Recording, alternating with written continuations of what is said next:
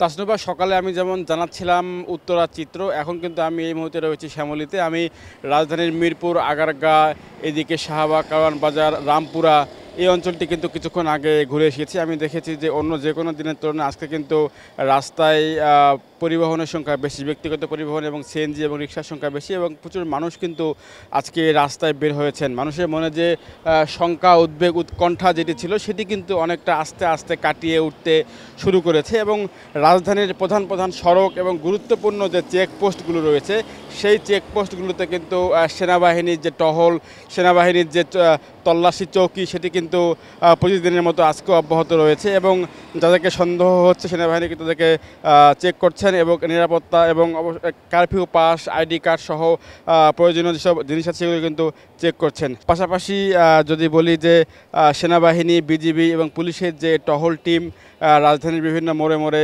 প্রধান প্রধান সড়কে সেটি আজকেও কিন্তু চতুর্থ দিনের মতো অব্যাহত রয়েছে এবং আজকে কারফিউয়ের যে শিথিল সেটি কিন্তু একটু ব্যতিক্রমে আনা হয়েছে। আজকে 2 ঘন্টার জায়গায় 4 ঘন্টা কারফিউ শিথিল করা হয়েছে। 1টা থেকে বিকেল 5টা পর্যন্ত কারফিউ শিথিল করা রয়েছে।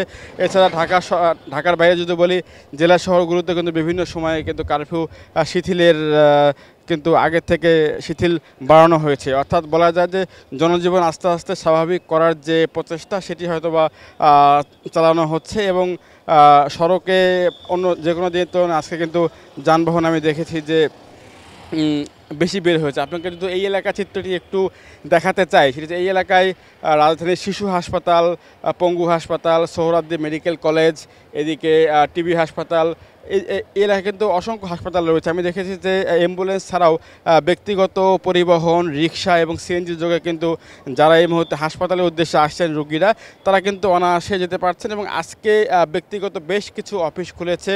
ব্যক্তিগত যারা অফিসের কাজে বের হয়েছেন তারা কিন্তু অফিসের আইডি কার্ড দেখে তারা অফিসে যেতে পারছেন।